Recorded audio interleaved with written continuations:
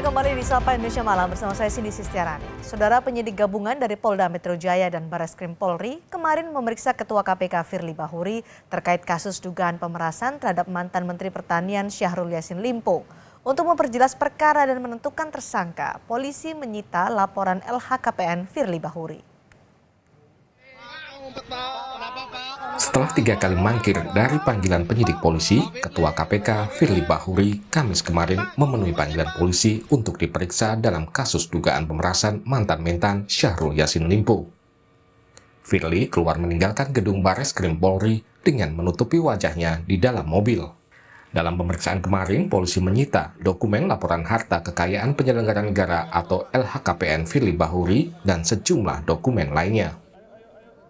Penyidik melakukan penyitaan atas dokumen ataupun surat ikhtisar lengkap LHKPN atas nama saudara FB selaku Ketua KPK RI dalam kurun waktu atau periode 2019, 2020, 2021 hingga 2022. Dan atas penetapan izin khusus penyitaan dari Pengadilan Negeri Jakarta Selatan, tadi untuk dokumen dimaksud telah diserahkan oleh FB selaku Ketua KPK RI kepada penyidik untuk kemudian dilakukan penyitaan. Di kesempatan lain, Kombes Ade Safri menjelaskan penyitaan LHKPN Firly dan dokumen lainnya adalah untuk membuat terang perkara sekaligus untuk menentukan tersangka. Seluruh kegiatan penyidik ya di tahap penyidikan ini untuk mencari, mengumpulkan bukti, dan dengan bukti itu membuat terang tindak pidana terjadi dan menemukan tersangkanya, itu dalam rangka itu tadi, membuat terang tindak pidana terjadi dan menemukan tersangkanya. Jadi mulai dari pemeriksaan saksi, para ahli, penyitaan maupun penggeledahan yang kita lakukan, semuanya itu dalam rangka itu. Jadi mencari dan mengumpulkan bukti yang dengan bukti itu membuat terang tindak pidana yang terjadi dan menemukan siapa tersangkanya. Sementara itu, Firly Bahuri membantah melakukan pemerasan, gratifikasi, dan suap. Firly juga menyebut dalam penggeledahan di rumahnya tidak ada barang yang disita KPK. Dalam keterangan tertulis yang diterima Kompas TV, Firly menulis, "Saya, Firly Bahuri, menyatakan bahwa tidak ada kegiatan memeras, gratifikasi, dan suap. Pada saat dilakukan penggeledahan di rumah Firly Bahuri, tidak ditemukan benda sitaan terkait penanganan permasalahan hukum di Kementerian Pertanian." Hingga kini polisi telah memeriksa lebih dari 90 saksi, namun belum ada tersangka. Jumat pagi polisi juga telah berkoordinasi dengan KPK terkait kasus yang melibatkan Firly Bahuri. Polisi menyebut tidak ada kendala dalam penyidikan perkara dugaan pemerasan Syahrul Yassin Limpo. Sementara KPK menyatakan penanganan kasus ini masih dalam tahap koordinasi sehingga KPK belum perlu melakukan supervisi. Tim Liputan, Kompas TV. Lebih dari 91 saksi sudah diperiksa, tapi belum juga ada tersangka dalam kasus dugaan pemerasan mantan Menteri Pertanian Syahrul Yassin Limpo oleh Ketua KPK Firly Bahuri. Kami bahas masalah ini bersama Koordinator ICW Agus Sunaryanto. Selamat petang, Mas Agus. Selamat petang, Mbak Cindy. 91 orang saksi sudah diperiksa.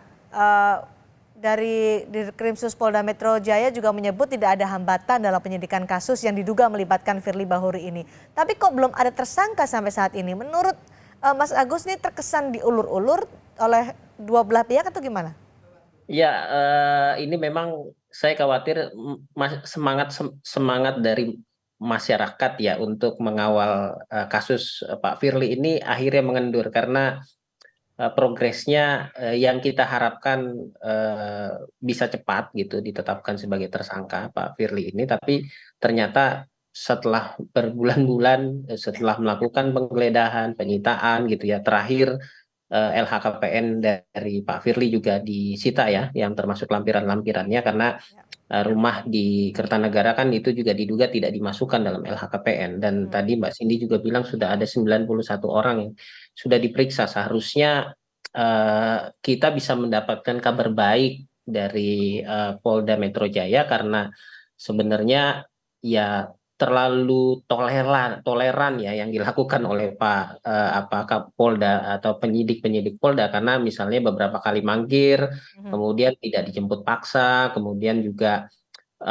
pergeseran proses pemeriksaan dari Polda ke Bareskrim itu kan sebenarnya sudah toleran, atau bahkan mungkin kita bisa anggap memberikan keistimewaan ya. Jadi Mengapa sampai ada keistimewaan ini menurut Anda? ya, saya tidak tahu ya kenapa kemudian penyidik dari Polda Metro Jaya melakukan ini. Katanya ini ada atensi langsung dari Mabes Polri, sehingga ini kemudian digeser ke Mabes Polri ya. Mhm. Tapi menurut saya hal itu menjadi tidak penting gitu. Mhm. Yang penting adalah bagaimana penyidik dari Polda Metro Jaya segera menyampaikan progresnya seperti apa. Kan yang selalu disampaikan ketika habis pemeriksaan, kami selalu memberikan transparansi, akuntabilitas gitu kepada masyarakat. Tapi iya, masa setiap hasil pemeriksaan seperti itu gitu ya. Mhm. Nah, apa yang bisa disampaikan? Justru yang diberikan ya clue yang diberikan justru dari Pak Firly sendiri, dengan misalnya pasca pemeriksaan terakhir dia Tertutup menutupi muka, ya. wajahnya gitu ya, kemudian ya terlihat menghindar dari wartawan. Apa yang Anda baca dari sikap itu? Menurut saya, Dari bahasa bagi tubuh saya itu? sih ini sebuah clue ya, sebuah clue, karena pimpinan KPK atau mantan pimpinan KPK yang pernah bersinggungan diperiksa oleh kepolisian itu kan bukan hanya Pak Firly.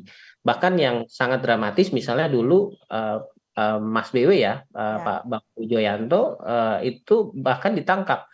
Ketika ditangkap oleh para penyidik kepolisian itu, bahkan yang bersangkutan tidak menutup-nutup mata gitu, tidak menutup wajahnya. Menghadapi itu menunjukkan bahwa sebenarnya dari gestur Pak BW pada saat itu dia ingin menunjukkan kepada publik dia tidak bersalah gitu ya. Kalau seperti ini kan justru dia menduplikasi Pak Firly ya, menduplikasi seolah-olah dia sudah merasa bersalah, Hmm. malu kepada masyarakat, malu kepada wartawan. Nah, menurut saya justru ini clue-clue yang sebenarnya ditunjukkan secara tidak sadar oleh Pak Firly. Oke, Dengan situasi seperti ini, menurut saya wibawa dari baik. Pak Firly sebagai pimpinan KPK sebenarnya menurut saya sudah runtuh gitu. Oke, Mas Agus, Harusnya ada yang bersangkutan LHKPN. mundur saja gitu. Ya. Ada LHKPN Firly Bahuri yang disita oleh polisi dalam kasus pemerasan mantan Menteri Pertanian Syahrul Yassin Limpo. Bagaimana LHKPN ini bisa membuktikan ada pemerasan yang dilakukan terhadap mantan-mantan oleh pimpinan KPK, dalam ini adalah Firly Bahuri? Ya, menurut saya ini hanya jadi pintu masuk ya. Apakah kemudian ada keterkaitan dengan pemerasan ya, dugaan pemerasan yang dilakukan kepada Pak SEL? Menurut saya mungkin tidak bisa langsung terlihat seperti itu. Tapi karena ada kewajiban dari penyelenggara negara, Pak Firly sebagai penyelenggara kan harus taat, Ya. patuh sesuai dengan undang-undang penyelenggara negara, dia harus melaporkan LHKPN. Nah, menurut saya ini hanya jadi pintu masuk saja, dan harapannya sih dengan ada LHKPN, penyidik bisa mendapatkan tambahan data ya, tambahan data. Kemudian ya saya tidak tahu ke depan apakah akan dilakukan upaya penelusuran dengan pendekatan pencucian Ada uang kah hubungan atau langsung tidak. LHKPN dengan kasus dugaan pemerasan itu menurut Anda? Kalau menurut saya sih sementara ini kita belum bisa bilang apakah ada keterkaitan langsung atau tidak. Tapi yang ingin ditelusuri kan informasi yang banyak beredar ketika Rumah Kertanegara itu yang di Bekasi tidak dicantumkan dalam LHKPN.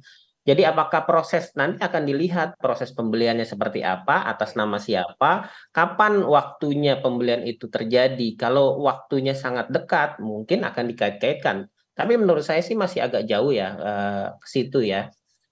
Atau nanti justru malah bukan kasus yang pemerasan dengan LHKPN, Ya, tapi dengan kasus yang lain? bisa saja berkembang seperti itu ya, karena kan pada akhirnya akan ditelusuri sumbernya dari mana, bisa dibuktikan atau tidak gitu. Apakah yang bersangkutan Pak Firly ini punya usaha-usaha lain gitu? Apakah sebagai pimpinan KPK dia punya usaha-usaha lain yang berpotensi konflik kepentingan? Nah, ini ya pasti akan bisa melebar kemana-mana. Oke. Tapi menurut saya itu menjadi tambahan bukti saja. Kita fokus pada proses kasus pemerasan Pak SEL dulu, kemudian nanti bisa diproses ke kasus-kasus yang lain gitu. Ya, apakah ini karena kan sepertinya kasusnya pemerasan tapi yang disita adalah LHKPN. Nah, Ya. menurut Mas Agus, sebenarnya ini kan kalau kita melihat terkesan berlarut-larut, terkesan diulur-ulur penanganan kasus dugaan pemerasan terhadap mantan Menteri Pertanian Syahrul Yassin Limpo. Sebenarnya kasus ini mudahkah atau memang serumit ini sehingga belum ada tersangka hingga saat ini? Iya, kalau menurut saya sih dalam proses pemerasan ini kan orang yang diperas itu kan sudah diperiksa ya, Ya. sudah mengaku orang-orang yang terkait misalnya ajudan mungkin Pak SCL juga sudah diperiksa, kemudian ajudan dari Pak Firly juga sudah diperiksa, bukti-bukti juga sudah ada yang disita. Menurut saya seharusnya sih bisa cepat. Saya tidak tahu kehati-hatian macam apa yang ingin ditunjukkan oleh para penyidik Polda gitu ya. Kemudian dalam tanda kutip misalnya terkesan seolah-olah mengulur-ulur waktu gitu. Nah, ini sih menurut saya bukan presiden yang baik ya, kalaupun terjadi proses seperti ini. Kita sih berharapnya kita sudah menaruh harapan besar nih kepada penyidik Polda gitu, masyarakat agar segera melakukan proses. Karena di kasus-kasus yang lain praktis bukti-buktinya, kesaksiannya mungkin tidak terlalu banyak, tidak terlalu mencukupi dibanding kasus yang ini. Jadi saya harap sih bahkan publik banyak berharap segera ada proses penetapan tersangka terhadap Pak Firly gitu. Oke, ini KPK juga sedang mengusut kasus korupsi perkeretaapian yang diduga ada kaitannya dengan Kapolda Metro Jaya. Apakah ini berpengaruh pada penanganan kasus Firly Bahuri? Ya, menurut saya di pimpinan KPK itu kan jumlahnya tidak cuma satu gitu ya, dan pasti mereka sudah punya mekanisme dan sejak dulu punya mekanisme untuk kasus-kasus lain yang tidak melibatkan pimpinan yang sedang punya kasus, ya tentu dia tidak akan dilibatkan. Jadi biarkan saja fokus kepada kasus-kasus yang lain, seperti kemarin ada penetapan tersangka atau OTT di Bondowoso gitu ya. Menurut saya bisnis prosesnya di KPK tetap harus jalan. Sekaligus ingin menunjukkan kepada publik ya tidak terganggu walaupun pimpinan KPK-nya sedang terkena masalah gitu. Oke, seharusnya proses di Polda Metro Jaya berlangsung cepat supaya tidak ada asumsi liar soal kasus ini. Terima kasih Koordinator Indonesia Corruption Watch Agus Sunaryanto sudah berbagi bersama kami, Mas Agus, analisa dan pendapat Anda di Sapa Indonesia malam hari ini.